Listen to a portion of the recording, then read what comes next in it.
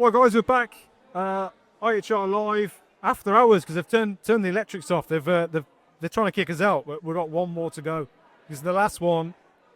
You guys have been here all day, so we'll talk about kind of what you guys are up to at the minute and sort of the thoughts on the event and that kind of thing. But Dom, Joyce, and it's Sean Kennedy, isn't it? Correct, yes, Sean Kennedy.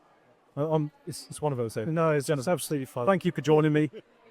Appreciate your time. I've seen you guys on LinkedIn and we've been connected a while, but tell us, for those who don't know who you are, tell us a little bit about background, who you guys are and what you guys do.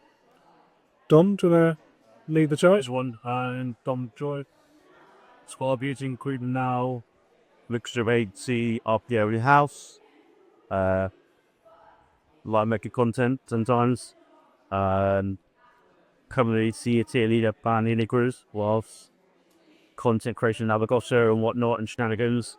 The occasional Destiny Club Bear standing as well. And Liz and Top Voice.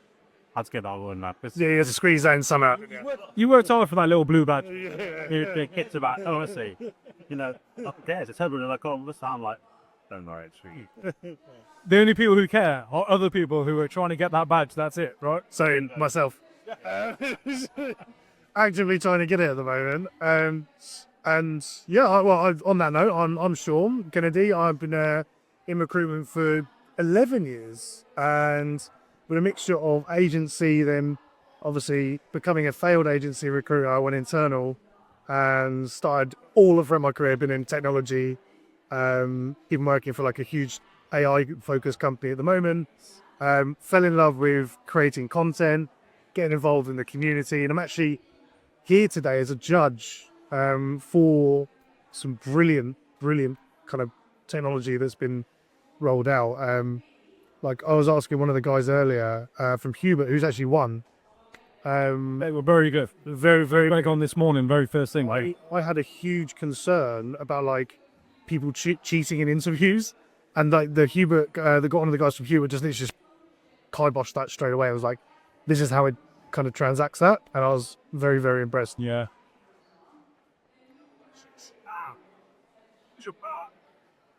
You tell me where the power is. Fairs. Okay. Yeah. You mentioned that to me. It's funny. We've had a few different kind of AI assessment people on the podcast today and so on. Yeah. And they have this real thing about like, oh yeah, candidates using ChatGPT to pass the assessment. I don't see the issue. Okay, let me put it for you this way. You've got someone who never went to university, never did a boot camp, never did anything. Their previous role was stacking shelves at Tesco's. Right, yeah. All right? And they go and create a CV based off ChatGPT that makes them look like a senior engineer. They go through an interview process for a senior engineer role and use every stage to use ChatGPT. Is that a fair assessment on the people who are qualified for the role and ready to start the role? That says there's two underlying problems there. Number one, your interview process is weak if a generic large language model can get you through a complex interview. Mm-hmm. And number two, let's say it wasn't a senior engineering position. Say it was a head of marketing. Gotcha. Yeah. That's an achievable role via asking GPT to be like, right, if I can explain these things to me. They're asking about click-through ratios, just fucking answer that, money. What my take on it is, the next 5 to 10 years, everyone's going to be using GPT. Just like everybody Googles the answers now. Yeah. Right? I don't expect my accountant to use a calculator every time I ask him a question. Yeah. You'd expect them to use Excel. Right? I don't care if when I ask my law firm or my lawyer a question, he refers to case law. In fact, we go to a GP, and when you sit there and you're like, this is wrong with me, that's wrong with me, what the fuck do? They type it into the computer. And then they read it and go, oh yes, you might have this. It's mine's Asian, obviously. Like, the point is, like, that's okay in every other walk of life, but not for an interview. Like, it's like exams. Yeah, do you know what I mean? Like, interviews are not exams. I used to tell my candidates all the time, take your notes in with you. Oh, absolutely. Read up on the client, drop questions to us, have a notepad in the notes, I think is a huge thing to have. There's an evolution about. Yeah, you're absolutely right. It's a total evolution. But there is like certain levels above and beyond ChatGPT now are causing areas for concern.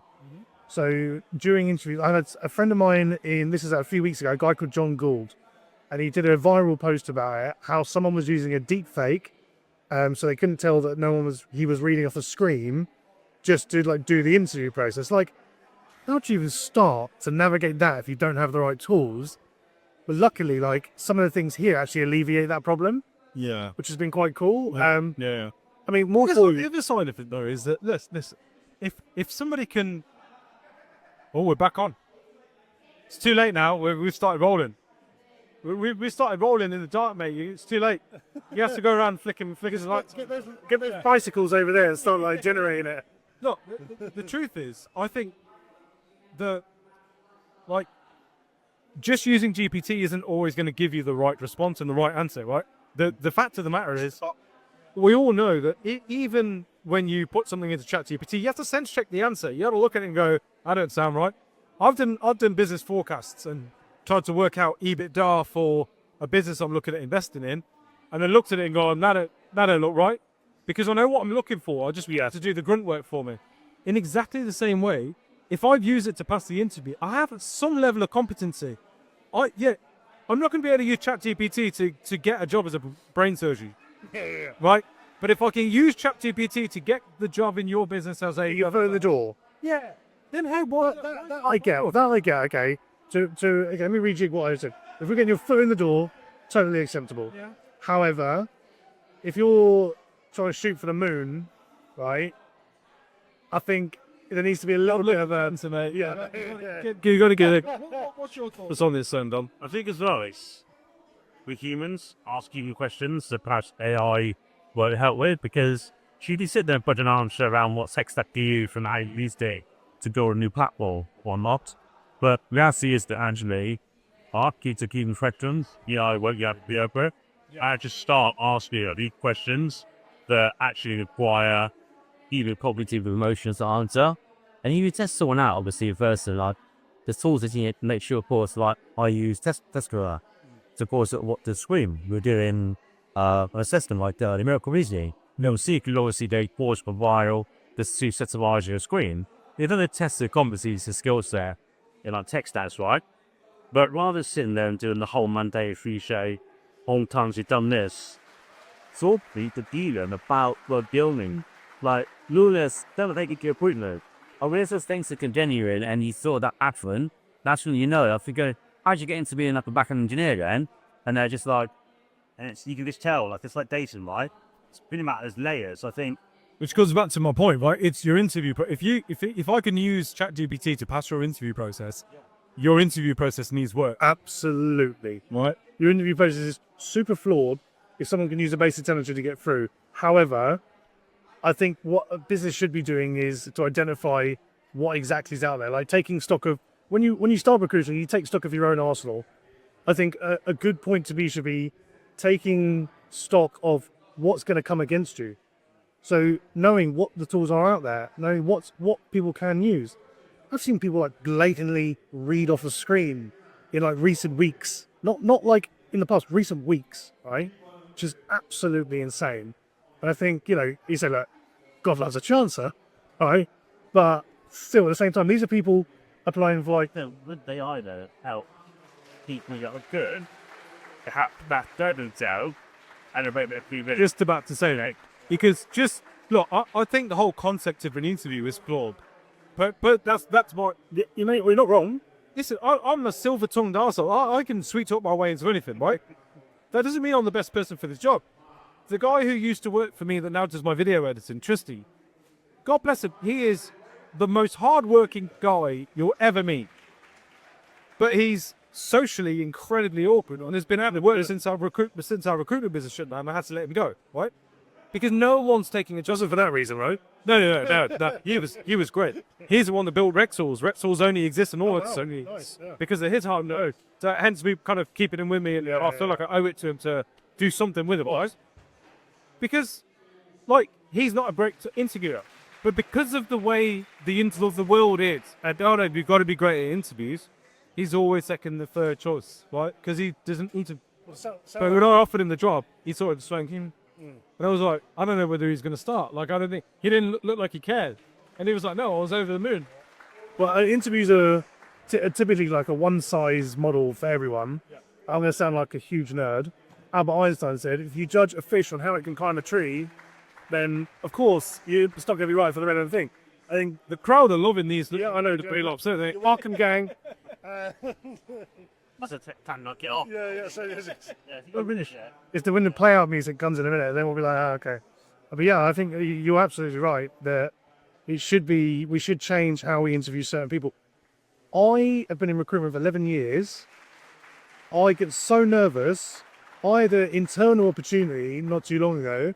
I sprayed myself with aftershave on a video call because I was like, oh, I need to make a good impression. Yeah, but yet you've got all the one pants though, so like. Yeah, well, yeah, there's that as well. And I feel more confident doing that.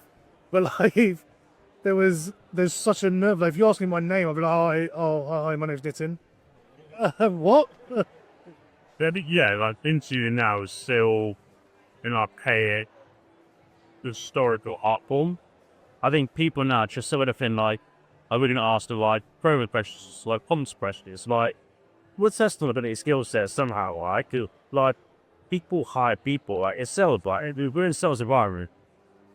It's basically wrapped at uni. Like you could be the best candidate, hopefully, right? You can be a total badass. Yeah. Like We've seen them. Yeah, we've seen them. you can run it through like EPN. Again, like with AI, right? Create a profile candidate, upload 5 CV, like grab the 5 CVs. Best or worst. Really the best and best in paper. Does your boss like how you are and how can put him like love Yeah. So again, this is where like And hey, you could run them through as many Myers-Briggs tests and all that in the world. But the minute they sit down with your team, If there's not a culture fit, I've also sort of AI won't take our jobs because I can sit there and say, great, he's amazing the scores, but he's a bad apple. It'll basically ruin our function. So you can use AI to make it a lot easier as they can for us. But we what these what then to understand their process, how they operate.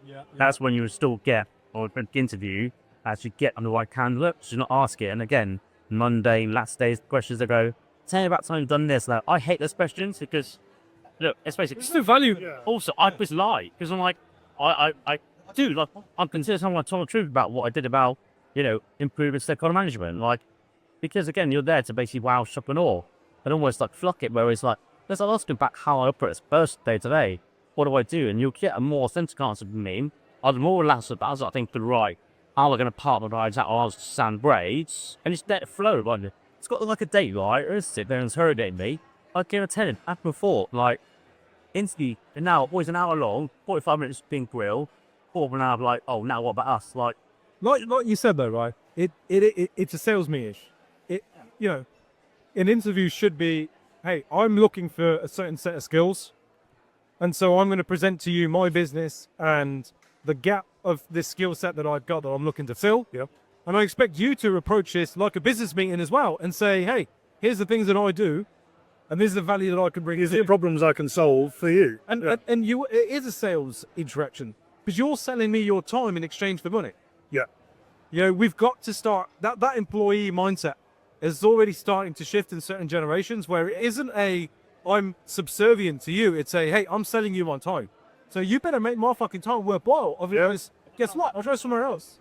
Because there's so much, like, biggest takeaway from today, right? There's so much fucking noise out there, and in terms of like who's available, tech companies making big layoffs, like people not being out of work, so many candidates over applying to roles. There needs to be so much more of a hard to find, like what are you looking for, and value added to an interview rather than here's what I can do, like all shiny, all dancing, right? But okay, what are you solving for me? What are you doing to make my life easier? And what are you doing to kind of solve an issue I'm having? that's adverts there. Adverts still short. Yeah, it's terrible. Advert is about 1%. Look at Monzo. That is a top notch adverts, right? Because they're authentic, genuine, lay out things like salary, we're fine. And you go, you know what? Is that? I know what I'm guessing. A load of problems paid, and you almost would charge a fine. They're so ambiguous, half the adverts there. You're like, what is it you want? Because right now, I'm just basically going, well, you might want this one in PM. PM's got to do what? Is it large scale? Is it, is it M&A? What is it? And the problem is that recruiters don't challenge stakeholders, and they just go, So, yeah, no, they don't know. The reality is the person who wrote that job advert, which is usually the talent acquisition person. Bad recruiters don't challenge stakeholders. Yeah. Good recruiters do. different market intelligence or data benchmarking don't challenge fix for this job advert, who created it, how long ago, has been looked at. It's a case of time to hire is crucial here. I'm going to put it out, take your run with it. Rather than saying, yes, there are 3 bad 4, it's a case of, right, that's the business, that's my sector. Don't actually, what that is important to you, give you 3 nice to haves, give you 3 must haves, work on it that way and build up a basically, a utopian JD that we can actually say, right, well, you want this, but the market right now is quite bored TA, you will get that. So if you want someone who's done engineering, hiring in a Series A startup, guess what? We'll probably get to, but just tell people that. Yeah. Because then they know they're rejected. Why they reject it? Also, so many people have come from agency background, but they've tried so hard to please hiring managers. But then when they go internal, they don't lose that mentality of, I'm not here to please this person. I'm here to actually fill a role and do something. So they don't push back. A really key point. Yeah, you're absolutely right. They haven't got rid of that subservient mentality. Yes, that's exactly the word. You're a peer now. You're their peer. You're not. Please, Mr. Client. Yeah, please do this percentage of me. Don't go through another agencies. So you're the competence right now. So well, you're that person that Yeah. provide the intelligence of what governments are about. And tell them, look, what you want to do. You got Campton requiring and Lemonade Battery. You would get Panda 10k less than the market's paying. Change it. Like, the person for a backbone and realize actually what we do as a role, we have people to basically make things, build this, save money, merge, acquire, generate. We're a revolutionary business. And you want We're one of the most people, like most departments. We're reports HR should present to us. Yeah. They're not hours away. But it always seems like we're there as we get this stuff. Like HR handled it sort of work. HR and TA should work together. People outside of this space don't get this. Agencies don't get this. They don't understand it. They think HR and CA are the same thing. guy. Yeah, no, but it's. I've spent a lot of time on the podcast dispelling these myths. Really go into detail on it because it's sort of like. But you work in a HR function. You're HR. That's it. Like fucking not. Yeah. Oh, why are there so many TAs out of work? Why don't they just get a job in HR? Cool. All right. No, you only like. I used to race go-karts. Tell you what, I'll go and start playing with F1 tonight. Yeah. It's because the barrier to entry is so low in recruitment. They think it's easy to just go and get a job in HR, right? That's the issue. That's what the problem was. The barrier is so low to recruiting, right? Actually, recruiters aren't then taught, trained, and developed. As you get here with a company agency, that a great fine candidate generally, but a really bad stakeholder management, learning, build that profile, manage timelines, challenge. Look, we're going to headhunt, but then they're not done enough deep work to understand what the headhunt is. Then they go, here's your shortlist, and you go, maybe that's what I need, but actually you put, well, I should have put up the lazy guy. Actually, no. Start the table to get JD, what is it you want? And if what you want can't understand or comes at a higher cost, I would say, right, you get that. What you just played with won't get you that. Either you update your requirements, or you verify it and say, well, I think here to get what I want, I need that. Come back to it, then we'll talk. Everyone wants a unicorn until you offer them a fully functioning horse. Yeah. yeah. Hey, and listen, why not, right? Because people get buyer's remorse. Yeah. Again, this is the thing that I think, certainly in recruitment, we don't understand. We all have a certain way that we deal with the world, life, right? We buy in a certain way, we interact with humans in a certain way. But then when we get to work, it's like, no, recruitment's a different space. It's a different world. No, it fucking isn't. Look, the reality is that your client, be it a hiring manager because you're a TA, or be it a client that you're recruiting to because you're a recruiter, there's a good chance they're going to get buyer's remorse, especially if they don't recruit all the time and this is the first time they're doing it. So they are going to and ah along the way. They are going to think twice about it. They are going to kick a few tires, step back. Do I really need this? They're going to do all of that. All those emotions that you have when you go and test drive the car, they're doing the same thing but with a candidate because they're worried about that buyer's remorse. And your job as a TA, as a recruiter, is to guide them through that process and make them realize that, hey, we've test driven our cars now. Yeah. If we're going to do it, we're ready. we need to do it now. Yeah. You know what I mean? Like, Going back, like the Ming Dynasty, and they're recruiting warriors and soldiers. Like, TA's been around longer than HR has. But our role is time hold. We think like the role of getting people to come on board with attractivities is starting from the adults. And has it really changed the pep to the NXT then? Probably not. It's still the same kind of backbone and swine to it, but actually now it's working the way it's smart and being emotive. So I think you put the whiteboard, okay, to what we do is different. You look at any company that's hiring right now, everybody will deploy branding. He really doesn't employ branding though. Honestly, he does well. Like, name one company you guys never employ branding. Oh, tell you what, I will say, I will disagree with you here. Mars, best employee brand I've ever seen. Yeah, but Employee advocacy, you know exactly what they're doing. But then why though is because they're a family-run business, and they put so much budget into employee branding, recruitment marketing, all these other things, and they're a proper standout. What I will say is though, you are right in the fact that there's not many point-in cases for these. It's a sort of small. also smart to be hiring. Sean might be looking, might not be, but obviously he'd work with you guys. Yeah. They're better. But yeah, You live in near the Mars factory in Slough?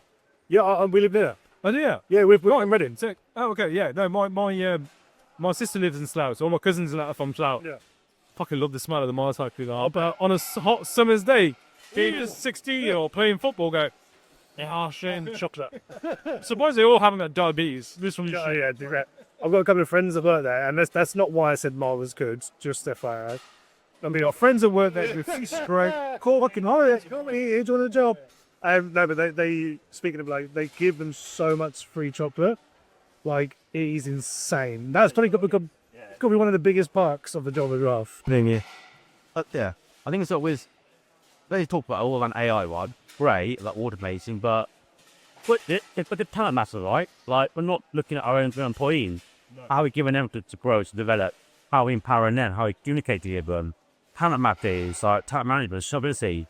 They're all like, untapped resources that cost half the money AI boss, yet no one's using it. I play like all talks there on AI generator.